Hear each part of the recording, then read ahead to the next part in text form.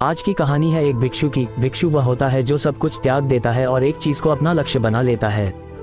किसी व्यक्ति के भिक्षु बनने के पीछे एक बड़ी वजह होती है। कोई भी भिक्षु ऐसे ही नहीं बन जाता। उस व्यक्ति के भिक्षु बनने के पीछे भी एक बड़ी वजह थी। भिक्षु बनने से पहले उस व्यक्ति के मन ने उसे कई गलत काम करने पे मजबूर किया था। उसने कई पाप किए थे। वह व्यक्ति अपने मन के अनुसार चलने लगता है। उस व्यक्ति के मन ने उसे अपना गुलाम बना रखा था और वह अपने मन का दास था। जीवन में हर सुख और संपदा प्राप्त करने के बाद भी उस आदमी के दिल में बहुत दर्द था और यह मानसिक भय ही उसे एक भिक्षु बना देती है। भिक्षु बनने के बाद व्यक्ति संसारिक पीड़ा से मुक्त हो जाता है। जंगल में रहने जाता है, अलग अलग प्रकार की ध्यान और अभ्यास करता है। भिक्षा से भिख मांगकर खाना खाता है और फिर अकेलापन और शांति से ध्यान करता है। लेकिन फिर भी उस व्यक्ति का मन शांत नहीं है। वह बेचैन और परेशान होकर रहता है। यहाँ एक बात समझनी चाहिए, जैसा कि हम सभी जानते हैं, ध्यान किसी भी आध्यात्मिक यात्रा या आत्म सुधार की शुरुआती चरण होता है। इसे शुरू किया जाता है जब आपका मन शांत हो, जब हमारा मन हमारी बात सुनता है। लेकिन उस भिक्षु का मन न तो शांत है और न ही उसकी बात सुन रहा है। उस भिक्षु के मन में एक बात बैठ गई थी कि मन को नियंत्रित करना असंभव है। लेकिन फिर एक दिन उस भिक्षु एक व्यक्ति से मिलता है जो न तो भिक्षु है और न ही एक बुद्धिमान व्यक्ति है। वह एक साधारण सा चरवाहा था जो भेड़ बकरियों को चराता था। उसका नाम गोपाल था, जो जंगल में भेड़ बकरियों को चराने में लगा था। गोपाल उससे पूछता है, क्या मैं आपकी मदद कर सकता हूँ? आप बहुत चिंतित दिख रहे हैं। पिछले कई दिनों से देख रहा हूँ कि आप बहुत बेचैन हैं। अगर आप चाहें तो मैं आपकी मदद कर सकता हूँ। भिक्षु ने गोपाल की बात सुनते ही हंसते हुए कहा, भला तुम मेरी मदद कैसे कर सकते हो? तुम संसारी हो और तुम मोह माया और संसार से जुड़े हुए हो। मैंने सब कुछ छोड़ दिया और जंगल में आया, फिर भी मेरा मन मेरे वश में नहीं है। गोपाल कहता है कि हाँ, मैं तुम्हें सिखा सकता हूँ, मुझे अपने मन को वश में करना आता है। वह चरवाहा कहता है, मन को वश में करने के लिए सभी वस्तुओं का त्याग करने की आवश्यकता नहीं है, ना ही जंगल में आकर रहने की जरूरत है। मन को वश में करने के लिए बस एक चीज को छोड़ना सबसे जरूरी है।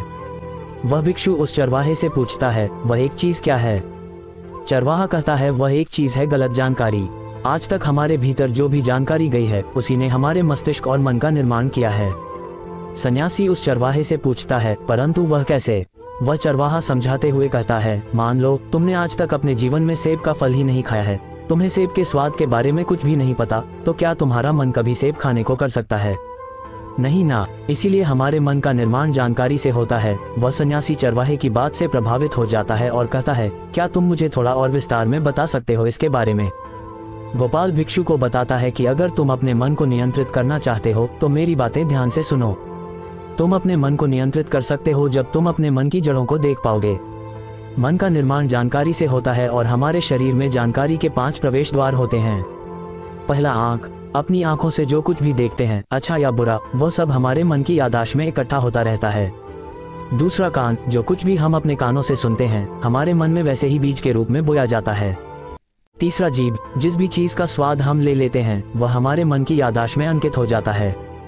चौथा है नाक। जो एक बार सूंघ लेते हैं, चाहे वह सुगंधित हो या दुर्गंधित, वह हमारे मन में दर्ज होता है। और पांचवा है स्पर्श। जिस चीज को हम एक बार छू लेते हैं, स्पर्श कर देते हैं, उसकी याददाश्त हमारे मन में कहीं न कहीं अंकित हो जाती है। इन 5 और शारीरिक द्वारों से जो भी जानकारी हमारे अंदर प्रवेश करती है वह जानकारी बीजों के रूप में जमा हो जाती है और धीरे धीरे वृक्ष बनते हैं। हमारा मन मिट्टी की तरह है जिसमें बीज बोए जाते हैं और हमारी बुद्धि बीज बोने वाले किसान की तरह है। अगर हमारी बुद्धि गलत जानकारी के बीजों को सही जानकारी के बीज समझकर बो देगी और भविष्य में जब वह बीज वृक्ष बनेगा तो भविष्य में वह पेड़ खराब फल देगा। हमारा मन एक उन्नति के काबिल किसी खेती की तरह है जिसमें हम जो भी बीज बोते हैं वह हमारे अंदर उग जाते हैं। जैसे कि एक किसान ध्यान से सही बीज चुनकर उगाता है ताकि उसकी फसल भरपूर और फलदार हो, हमें भी अपने मन को सच्चे और सकारात्मक विचारों से सजाने की जरूरत होती है। जैसे कि एक माली अपने उद्यान की देखभाल करता है, हमें भी अपने मन की देखभाल करनी चाहिए, सच्चे विचारों, अनुभवों और जानकारियों से इसे पोषित करके। इस तरीके से हम अपने अंदर एक समृद्ध भावनाओं, समझदारी और विकास के वृक्षों को खूबसूरती से फूलने देते हैं।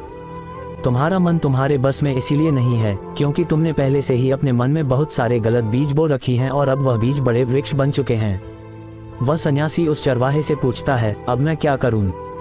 क्योंकि अब तक मैंने बहुत सारे गलत बीज बो डाले हैं और मैं उन्हें उखाड़ नहीं सकता। गोपाल भिक्षु से कहता है, तुम अब तक अज्ञानता और अनजाने में गलत बीज बो रहे थे, लेकिन अब से सच्चे मन से सही बीज बोना शुरू करो। अगर अंदर हजारों गलत बीज हैं तो क्या हुआ, अब तैयार हो जाओ लाखों सही बीज उगाने के लिए। तुम्हें बस ध्यान देना होगा, ये देखना कि इन 5 द्वारों के माध्यम से तुम्हारे अंदर कौन सी जानकारी जा रही है और जो जानकारी आ रही है वह सही है या नहीं। भिक्षु पूछता है, ये कब तक करना होगा? गोपाल कहता है, पूरी जिंदगी। जैसे तुम हर दिन अपने पेट को अच्छा खाना देते हो, ठीक उसी तरह हर दिन अपने मन को भी अच्छी जानकारी और सही विचार दो। जीवन में हर दिन हर पल तुम्हारे सामने 2 विकल्प होंगे, जिनमें से एक सही होगा और दूसरा गलत। लेकिन तुम्हें हर बार सही विकल्प का चुनाव करना होगा। हमेशा याद रखना, सही चुनाव करने से तुम्हें अंदर दुख हो सकता है, तुम्हें तकलीफ भी हो सकती है, लेकिन वह तकलीफ कुछ समय के लिए ही होगी। तो चाहे अंदर तुम्हारे कितना भी दर्द हो, तुम्हें हर बार सही विकल्प का चुनाव करना होगा। जितनी बार तुम सही चुनते हो, उतने ही अधिक सही बीज तुम्हारे अंदर बोए जाएंगे, और जिस दिन तुम्हारे अंदर सही बीजों की संख्या गलत बीजों की संख्या से अधिक हो जाएगी, उस दिन तुम्हारा मन तुम्हारे नियंत्रण में होगा। लेकिन उस दिन के लिए तुम्हें आज से ही अपने प्रयास को जारी रखना होगा। भिक्षु गोपाल के बातों को समझ जाता है। अगर आपको ये कहानी पसंद आई हो तो इसे अपने दोस्तों और परिवार के साथ भी शेयर करें। नमो बुद्धाय। धन्यवाद।